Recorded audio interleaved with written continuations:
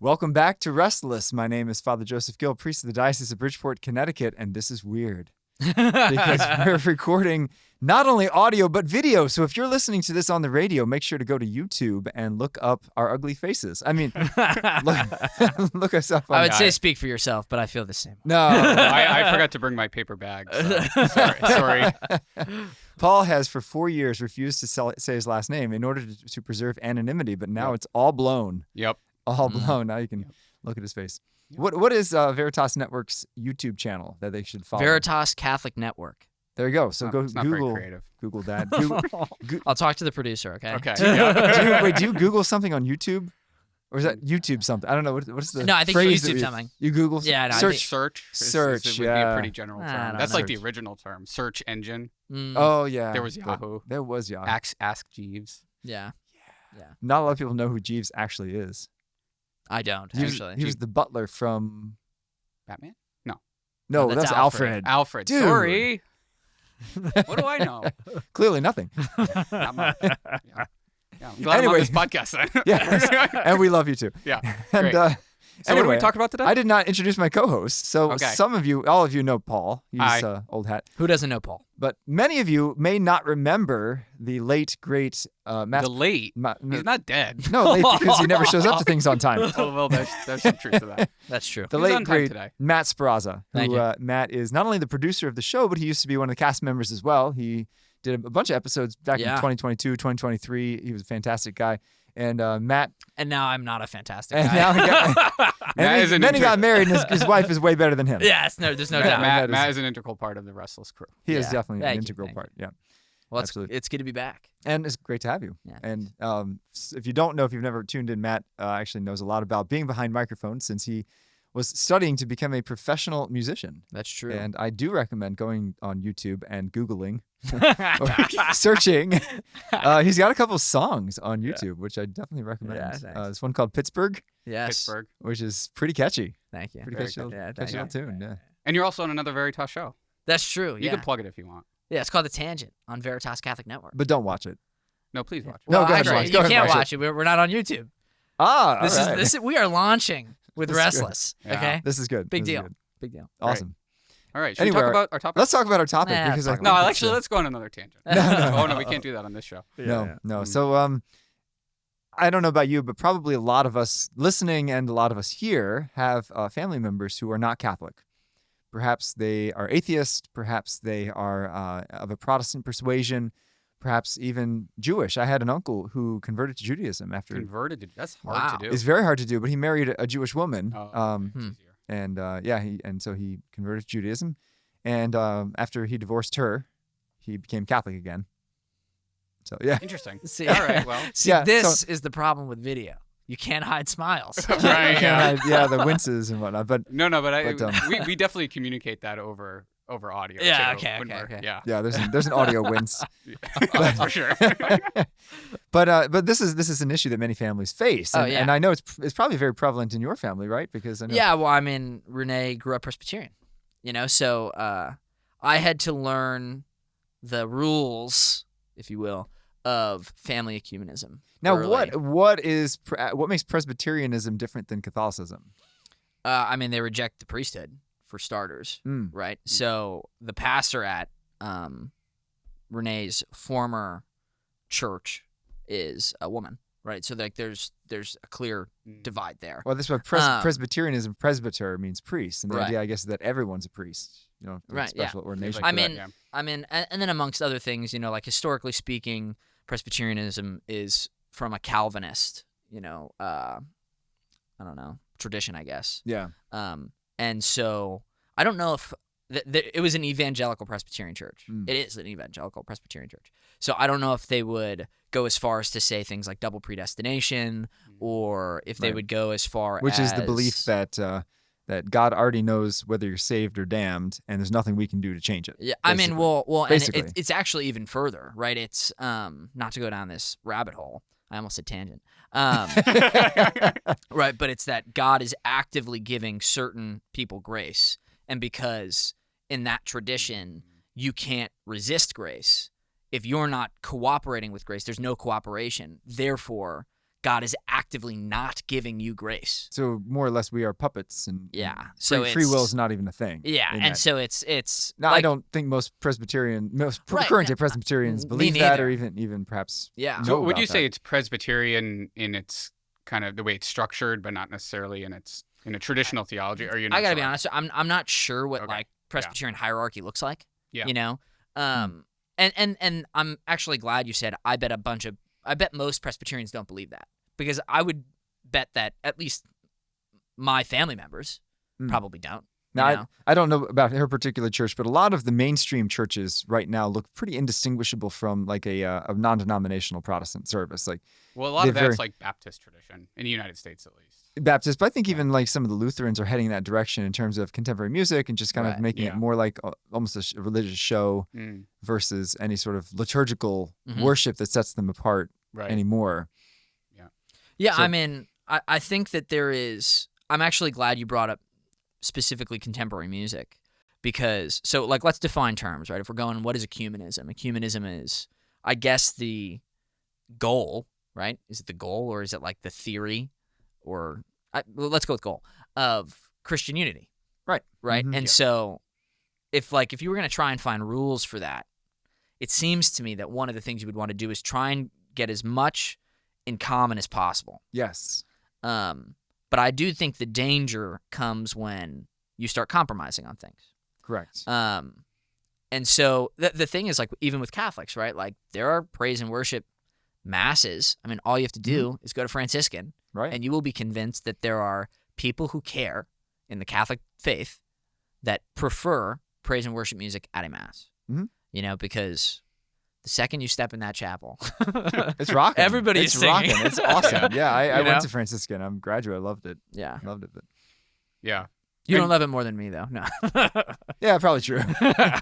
Yeah. So I don't know. I know you're going to discuss kind of. Yeah. You've had some experience with this in your family. Yeah. But you have too, Paul, right? You I said- have you too. said- Yeah. Share, yeah. share And I with was, us who's in your family and what their yeah. background So is. I've discussed before that my brother passed away over 10 years ago, or going on 10 years, and so he had a daughter. He married a Lutheran woman, and had a daughter, and they kind of raised her because my sister-in-law's faith is definitely was stronger than my brother's, so they just did Lutheran stuff. And so my niece was raised in a Lutheran tradition, so I'm actually her godfather. She was Really? baptized. Now they have valid baptism. Yeah. From like a sacramental perspective, it's valid.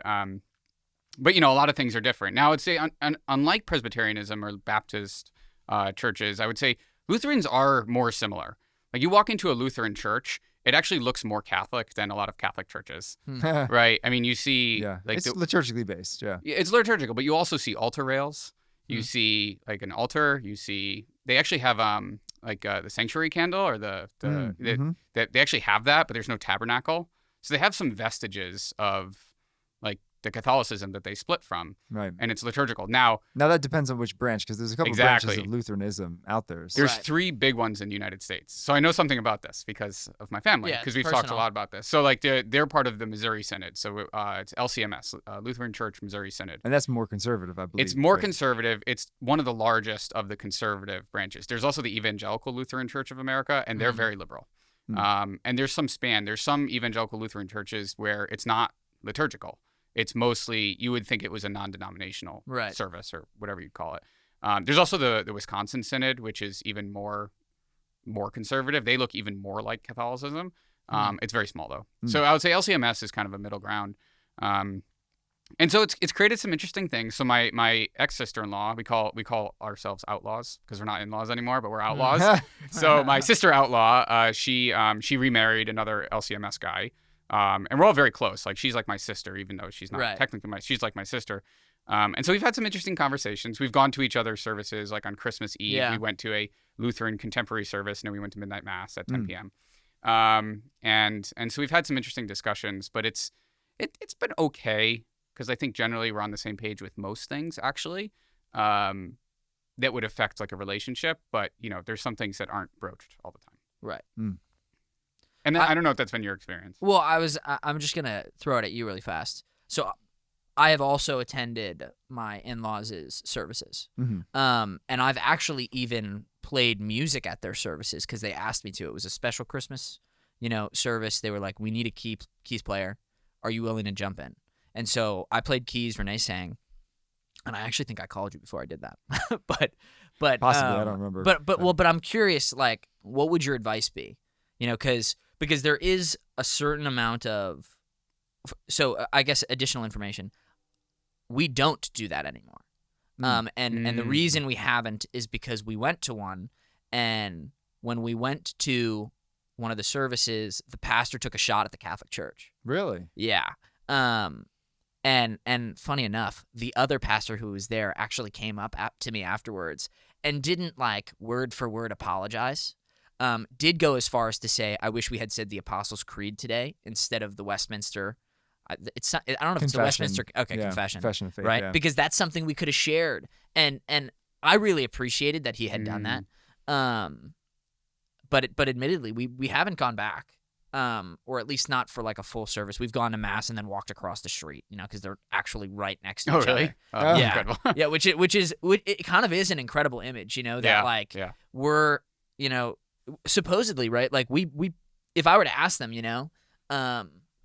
I think that they think we would be doing the same thing, and yet we're doing it in separate buildings. And so like the question has to be posed of why are you doing that? But the question I was bringing to you was, what do you think of that? What do you think of, attending a service for a Protestant, community? And then we'll talk about whether or not we should be using the word church or community, because I think that's an interesting Yeah, and the church, topic as our well, Catholic Church but- actually is very clear on that. Yeah. But I've only been to two Protestant services, two official Protestant services in my life, other than like, kind of generic prayer services that I've done Yeah. with Protestants. But Yeah. one was my close friend growing up was Lutheran, and he was getting confirmed.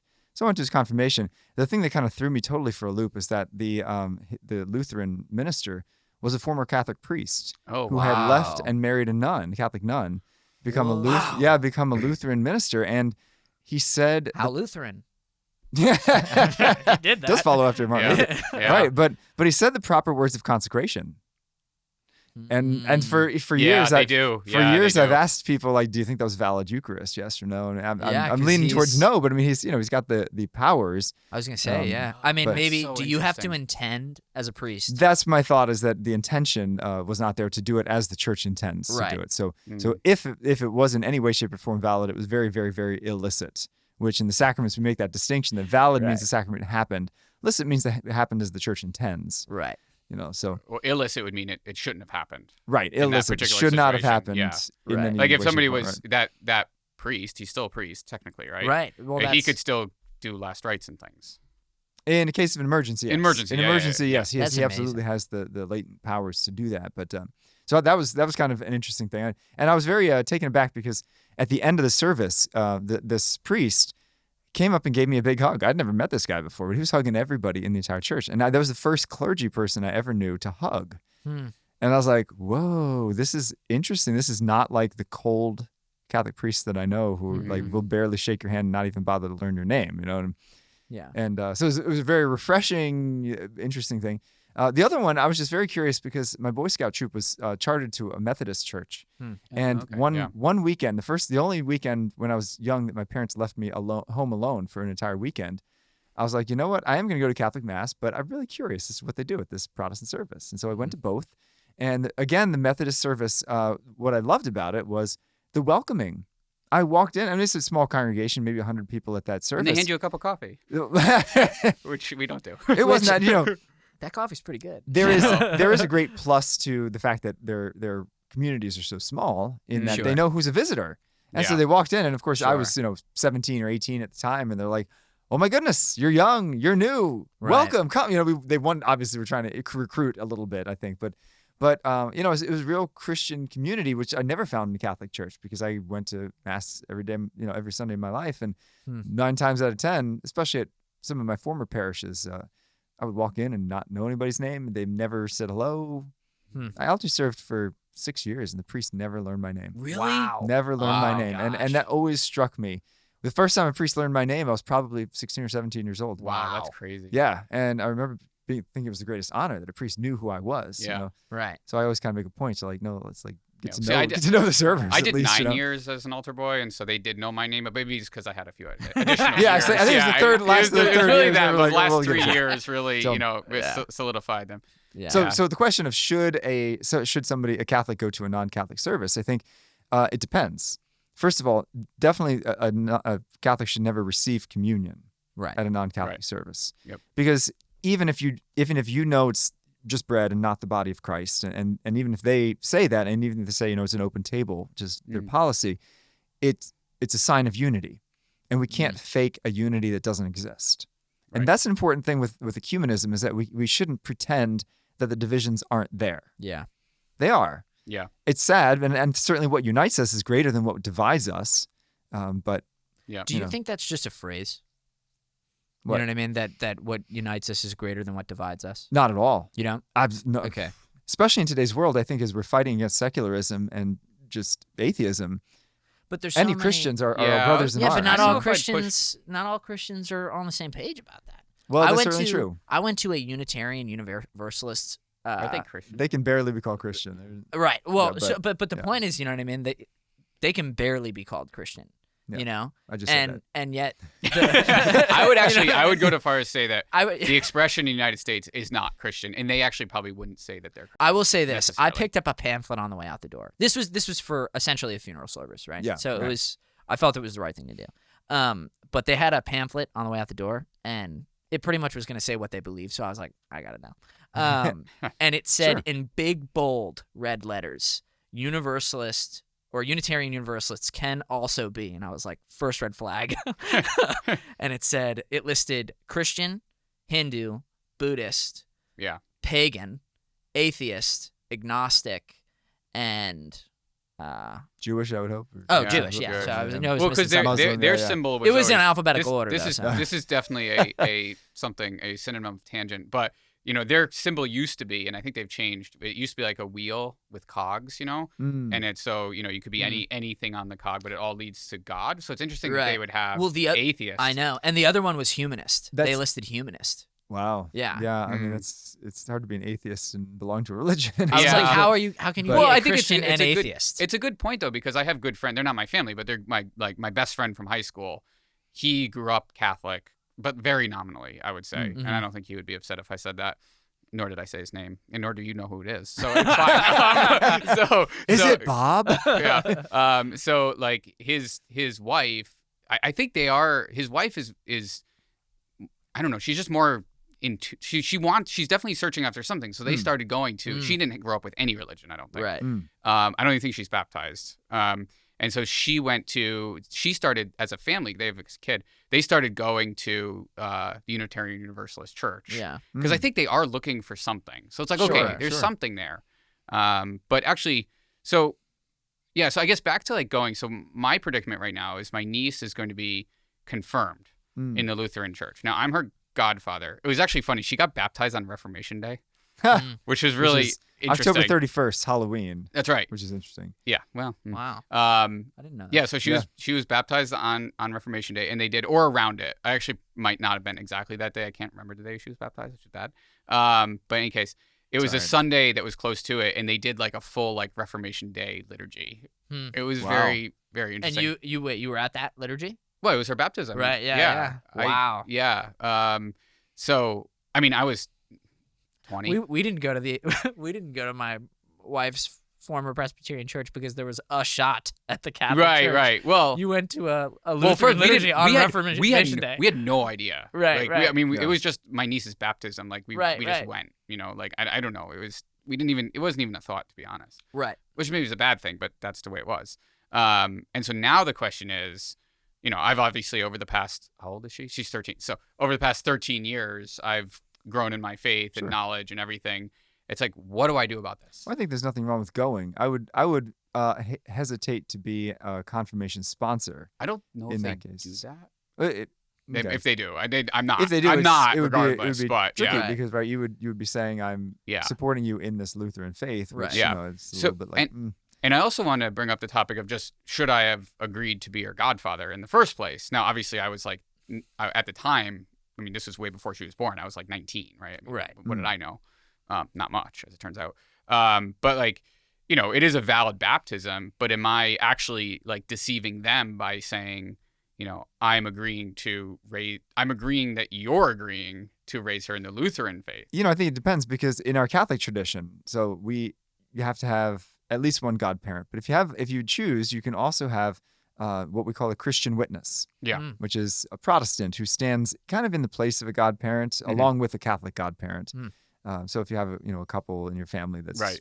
Mixed Right. marriage, and that's allowed. So I would assume that it would be equally allowed. That Oh, it was you definitely could be- allowed, like from a Lutheran. I mean, But they don't care. from a Catholic perspective, I think it would be too, 'cause since we Yeah. allow Protestants to stand in as Christian I see, witness. I So see. you wouldn't be probably a godfather per se, but a Christian witness in Yeah, their yeah. tradition. And they actually don't Right. call them godparents. I mean, we colloquially refer to as godparents. They say sponsor. Sponsor. And she okay. had 3 sponsors. So you can have, I don't know if you can have unlimited sponsors, but she had 3. Oh, interesting. Yeah. Interesting. And so it was, Yeah. there's 3 of us. And it was her mother's sister who's Lutheran. Right. Okay. And What she are the was, expectations? it was never, Right. it was never asked of me. I don't Right. know. No, It fair was enough. just like, do you want to be I- a godfather? And I said, sure. So I Of would course. Like, I don't know. that would be a good question to ask if somebody's asked to that. Yeah. Is what is the church going to ask me in Right. saying this? Because if it's going to say, do you promise to help this kids raise the kid Lutheran, that you might say, oh, I'm not sure. But if it's like, do you promise to help the kid develop a relationship with Jesus Christ, Yeah. you probably say yes to that. Yeah. I mean, Right. So do you want to hear another Lutheran question that I got? Yeah. From so Of course. So after That's what the topic's about. we don't talk about the topic generally. No.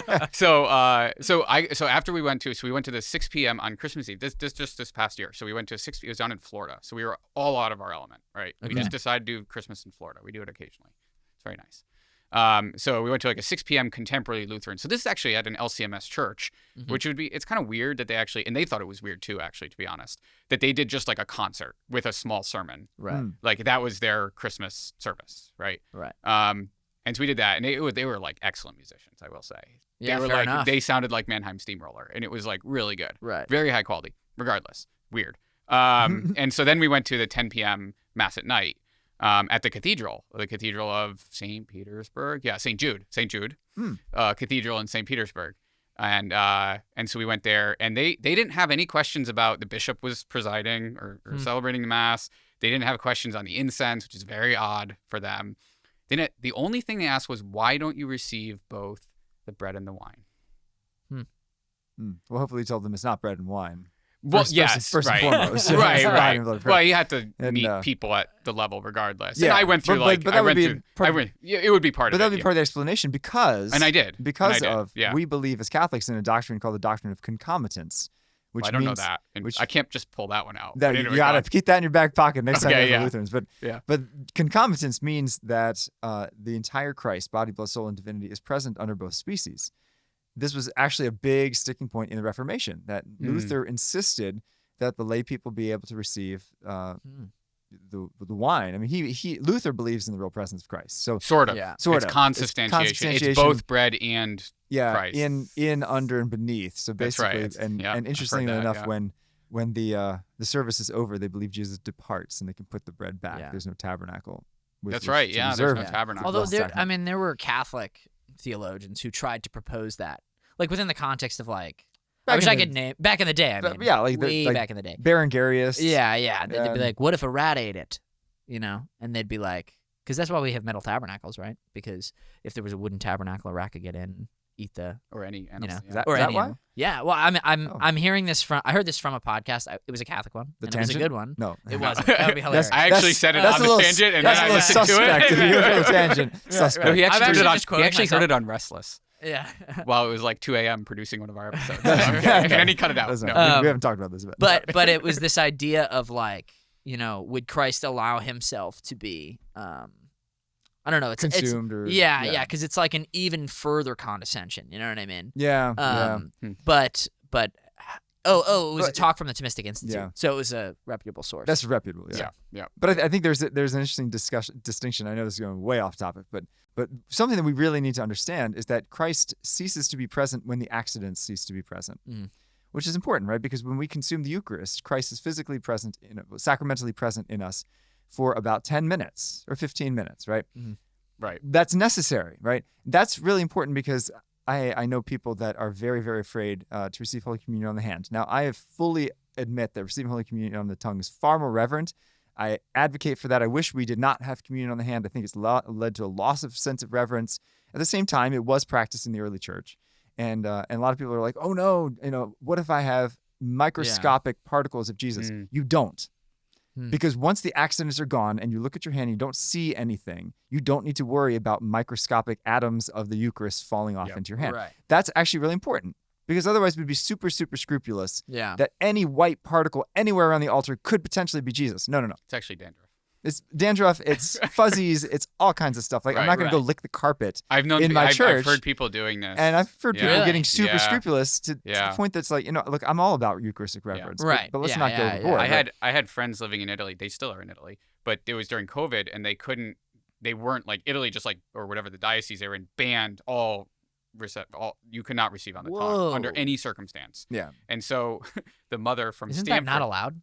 According to canon law, it is not allowed. Well, that's what they were preaching. To ban that. But anyway. By the time I got there, they were. But in any case, the mother in Stanford sent a little doily, I think, or something, to them to put on their hand, such that when they get home, they could wash it off in the ground, such that you like bury. Just like you would do at a church when you have to dispose of Eucharist, right? It goes in the ground. Which I think our Lord appreciates the reverence, and I want to laud that. At the same time, I don't know that that's entirely necessary. In any case, it's just an interesting story. So back to Lutherans. Yes, Lutherans. So I explained that, and they said, well, why don't? And I said, well, I heard a good explanation once on why we don't necessarily do the precious blood all the time. First of all, it can be quite like logistically challenging, but I don't think that's a good reason. But one priest that I know well, he said, not you. He said that by the time you're done with the cup, like there's so many accidents now in the wine, like saliva and other things like that. It's not great. It's not great, as opposed to when it's just the priest. Certainly consuming it, right. Sometimes not cleanliest. But it doesn't matter because the body, blood, soul, and divinity is in just under the species of bread. Regardless, so we don't need so you're not receiving more of Jesus by receiving. And they said, well, why don't you just use little cups like they do in Lutheran Church? I said, well, now you have like, oh my gosh, now you have to purify everything. 150 cups. Yeah, it's like it's not going to work. So it's just a lot of these things. But I thought that was the interesting, and that makes sense on the Lutheran from thinking about like the Catechism of Luther, about like why they would question that of all the other stuff like the mitre, the crozier, and like the. Yeah, all the different things, all the things. Yeah, because they use the same lectionary. It is similar. There are many similarities. Absolutely, I remember. Well, they based it off the Catholic one. They're like, oh, these Catholics actually came up with something pretty good. Like we can't have less scripture than the Catholics, and so they took it. Most of it is the same. Back in 2007 or 8 or 9, I don't know, somewhere around there, Pope Benedict put forth an encyclical or motu proprio, whereby he allowed the Anglicans to join into an Anglican ordinariate. So basically an Anglican Rite Catholic. I hear it's awesome. It's got to be really cool. And I'd love to attend some more of the masses. But when I was a deacon at that time, there was a convent of Anglican nuns, high Anglican, full habit, pretty amazing, down in Baltimore, all of whom converted and became Catholic, except for one nun. And this nun's reason was, she said, she's too old. She can't make that switch. So the nuns asked me to come and do a holy hour for them. So I came in, and it was so striking because I walked into their church, and Anglicans, Episcopalians do believe in the real presence, and they have tabernacles because they're very close to Catholics, especially in the high Anglican church. Right. But they had 2 tabernacles in the church. They had the one in the center, that was the Catholic one, and the one off to the side for that one nun. And she was praying over there in front of bread because they don't have valid succession of orders, holy orders. And everyone else is praying in front of the real Christ. And I thought, how interesting, it was such a visual of this struggle of. That would mean that the Anglicans don't believe the Catholics have real presence. Right? I don't know if they do or don't, to be honest. Yeah, I don't know. I mean, there are plenty of Anglicans that think that they are basically like the Anglo-Catholic Church. Right. They are just like how you have the Ukrainian Catholic Church. You have the English. They're the Catholic Church in England. Right. Yeah. But it's not true. Yeah. Do you want to talk about your church topic? Well, so I mean, we actually I think we should save this for Oh, another we're episode. gonna have because another we have episode. run Are we- out of are we time. done? We've Wow. run out of time. Yeah, can you We're believe quite that? Part chatty, aren't we? 2. Part 2 coming Part up two, about all right. ecumenism in your family, because there's a lot more to talk about. Like, should you attend a wedding, and Oh, yeah. how do you just have these discussions with your family, friends, And I do want to circle back to your comment about what unites us and divides us, because I Okay. have such great. Oh yeah, I have have a lot of comments. a lot of comments on that. So if you So- want to know the full story, Yes, salivate more because it's coming up soon. Anyway, thank you for joining us on this episode of Restless. And we should indeed pray for Christian unity, because Christ's last prayer recorded in John's Gospel, John 17, was that they all may be one. This is his desire. It's a great scandal that we have such a fractured body of Christ, and yet he does long for that union. And the union, of course, comes about through the Catholic Church, which embraces all Catholic, meaning universal. So tune in next time to Restless. You can find us on 1350 Veritas Catholic Network, our 103.9 FM, right? Am I correct? Okay. Great. And wherever you get your podcasts, and now on YouTube.